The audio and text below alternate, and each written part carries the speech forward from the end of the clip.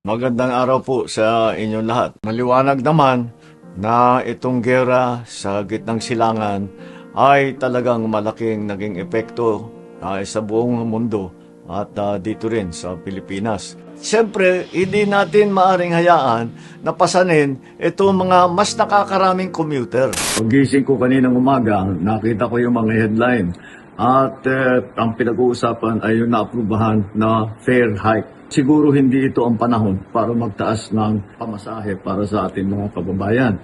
Kaya tinutos ko sa DOTR na suspendihin muna ang fare hike. Ang mga lambas, libreng sakay program natin, nationwide at operational pa rin sa Metro Manila, sa Metro Cebu at sa Metro Davao. Sa LRT2 at MRT3 naman ay may 50% na diskwento simula March 23. Yung Blue Beep cards na may 50% discount, habang ang White Beep card ay patuloy ang 50% discount para sa mga PWD, senior at estudyante. Ang pag-release naman ng mga iba pang mga pondo para sa mga cash relief at subsidies ay patuloy sa iba't ibang mga ahensya. Fuel subsidies sa DOTR ay nai-release na. Halos 100,000 na tricycle driver ang nabigyan ng Marso ng 20. Pati na rin ang nationwide rollout para sa ibang transportation sector workers na magsisimula sa April 6. Naintindihan natin ang sigaw ng mga nagpoprotesta na kababayan nating nasa sektor na ito. Pero gusto kong ulitin sa inyo, hindi kayo maiiwanan, hindi kayo pababayaan ng pamahalaan.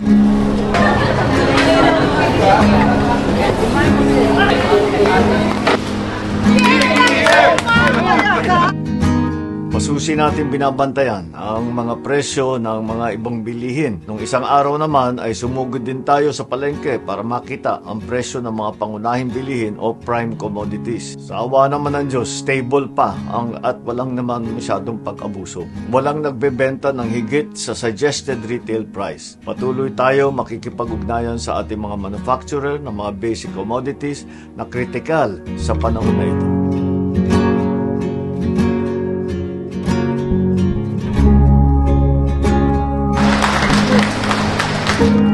Sa bigas naman, ongoing pa rin ang 20 peso rice sa 177 na LGU at pararamihin pa natin yan. Napapag-usapan din ang paglalagay ng price cap muna sa bigas. Abagan po natin ito. So sa bigas, wala tayong problema, sapat ang supply at nakokontrol pa natin ang presyo. Fuel subsidies din ang nag-aabang para sa mga magsasaka at mangingisda. Ongoing na talaga yung mga programang yan.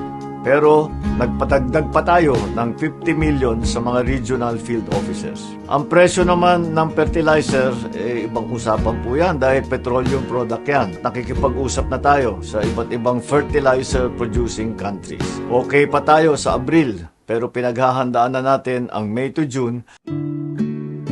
Sa supply naman ng kuryente, kinakausap ang mga power generation company upang madagdagan pa ang kapasidad ng ating mga grid sa susunod na 60 days. 23 power project na may kapasidad ng 900 megawatts ang inaasahang mag-o-online para makatulong sa supply. Ongoing din ang koordinasyon sa paggamit ng malampaya natural gas na full capacity para madagdagan naman ang supply natin sa kuryente. Tungkol naman sa supply ng langis, nakikipag-usap na po tayo sa mga bansa na ating mga trade partner gaya ng India. Ngunit sinasama na natin lahat ng mga iba at linalapitan ang China, Japan, Thailand, Brunei, South Korea patungkol sa mga posibleng supply arrangement. Maganda naman ang naging usapan natin, buti na lang at talagang kinakaibigan natin sila at sila ay handang tumulong sa atin.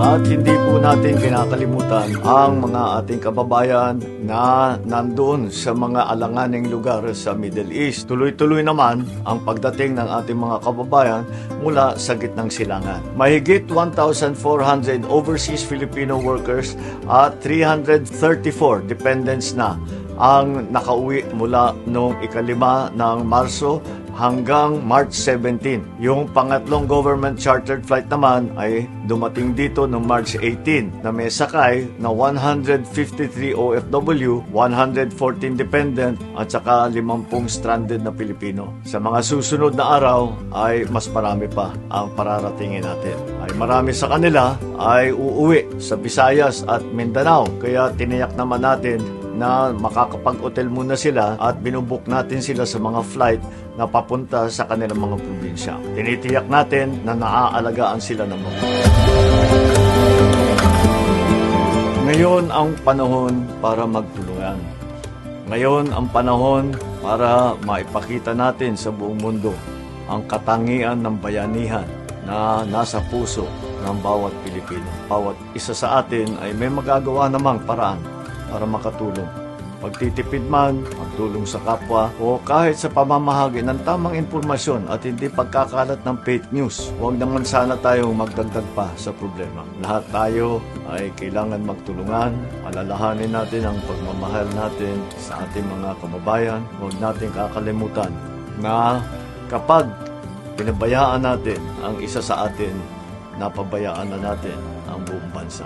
Asahan naman ninyo na nandito lang ang pamahalaan bilang inyong takbuhan at sandalan. Maraming salamat po. Magandang araw po sa inyo.